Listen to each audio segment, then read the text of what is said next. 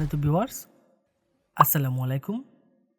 তুশিবা studio driver সিরিজের আরও একটি নতুন ভিডিওতে আপনাকে স্বাগতম। আজকের ভিডিওর মাধ্যমে আমি দেখাবো হচ্ছে তুশিবা স্টুডিও 3508A এর প্রিন্টার ড্রাইভারটি কীভাবে খুব সহজে আপনার কম্পিউটার বা ল্যাপটপে সেট আপ করে নিতে পারবেন এবং কিভাবে এই ড্রাইভারটি ডাউনলোড করবেন এবং কোথা থেকে ডাউনলোড করবেন, সম্পূর্ণ প্রসেসটি দেখাচ্ছি আজকের ভিডিওতে। তো ভিডিওটি অবশ্যই গুরুত্বপূর্ণ হতে চলছে। কথা না বাড়িয়ে চলে আমরা মূল ভিডিওতে চলে যাচ্ছি।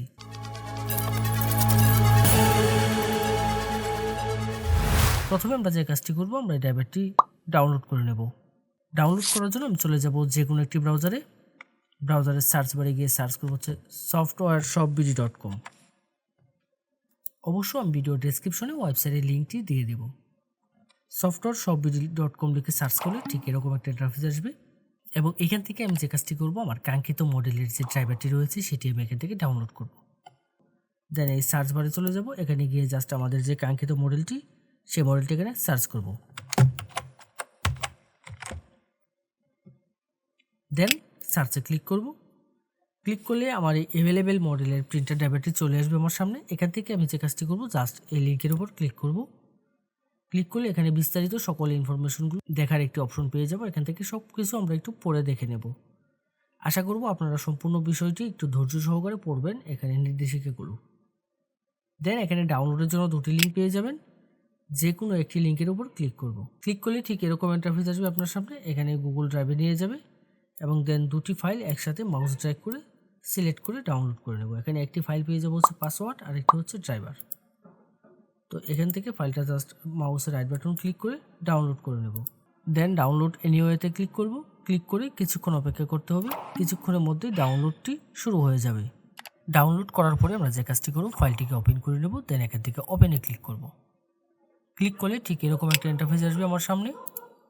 রার ফাইল রয়েছে। রার ফাইলকে আমরা যখন আনজিপ করব, যে কোনো জিপ ফাইল বা রার ফাইলকে যখন আমরা এক্সট্রাক্ট করব, তার জন্য আমরা যে কাজটি করি, নর্মালি আমরা উইন্ডার ব্যবহার করে থাকি। যদি আপনার কম্পিউটারে উইন্ডারটি না ব্যবহার করা থাকে, অর্থাৎ উইন্ডারটি যদি ইনস্টল করা না থাকে, তাহলে যে কাজটি করবেন, আপনি উইন্ডারটি ইনস্টল করে নেবেন। এর জন্য ভিডিও ডেসক্রিপশন এবং আই বাটনে উইন্ডারের লিঙ্ক দিয়ে দেবো। আপনারা ওইখান থেকে গিয়ে জাস্ট উইন্ডারটি ইনস্টল করে নেবেন। দেন যে কাজটি করব, আমরা ফাইলটাকে ওপেন করব। উইন্ডারে যখন ফাইলটা ওপেন করব, ঠিক এরকম একটা ইন্টারফেস আসবে। এখান থেকে ক্লোজ করে দেবো। যাওয়ার পর ইন্টারফেসটা দেখতে ঠিক এরকম হবে। এখানে একটি ফাইল পেয়ে যাব হচ্ছে ড্রাইভার। এই ড্রাইভারে ক্লিক করব। ক্লিক করলে এখানে জাস্ট আমি ড্রাইভারটা পেয়ে যাব। তো এখানে আমার পাসওয়ার্ডটা দিতে হবে। আমি যেহেতু শুধু ড্রাইভারটা ডাউনলোড করছি, আমি এখানে পাসওয়ার্ডটি ডাউনলোড করে নিই।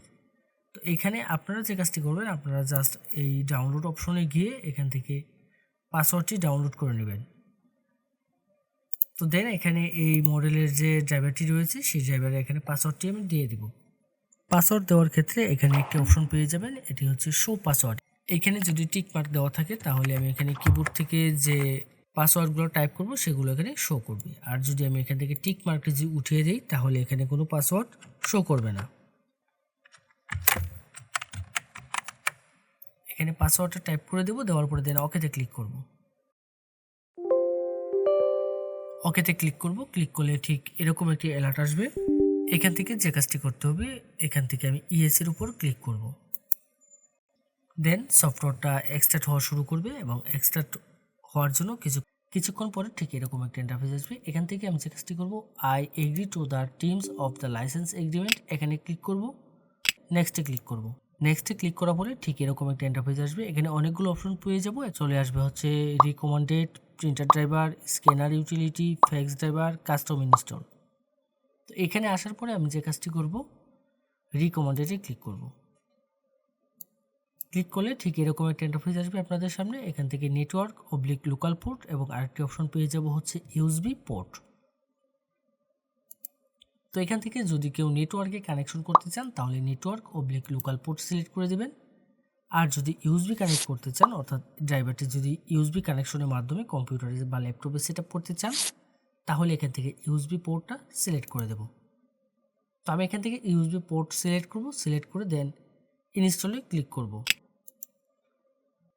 ইনস্টলে ক্লিক করার পরে ঠিক এরকম একটি অপশন আসবে। এখান থেকে সিলেক্ট প্রিন্টার পোর্ট চলে আসবে। দেন এরকম একটা ইন্টারফেস আসবে। এখানে আমি যে কাজটি করব, আমি আমার প্রিন্টারটি সরাসরি কম্পিউটারের সাথে কানেকশন করে নেব।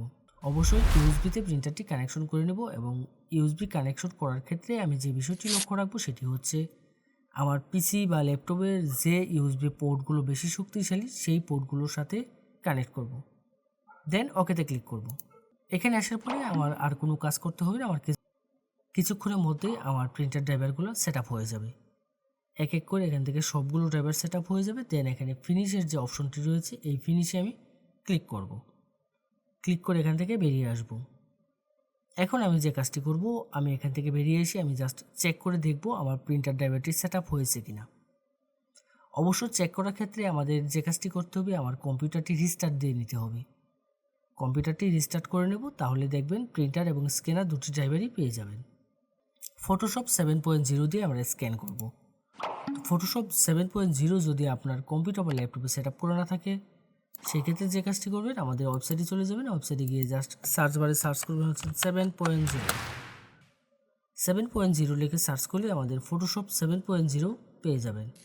যে কোনো মডেলের প্রিন্টার ড্রাইভার এবং আপনার প্রয়োজনীয় সকল সফটওয়্যার পাবেন আমাদের ওয়েবসাইটে। যদি আমাদের ওয়েবসাইটে কোনো সফটওয়্যার বা ড্রাইভার আপনি খুঁজে না পান, তাহলে অবশ্যই আমাদের হোয়াটসঅ্যাপে যোগাযোগ করবেন।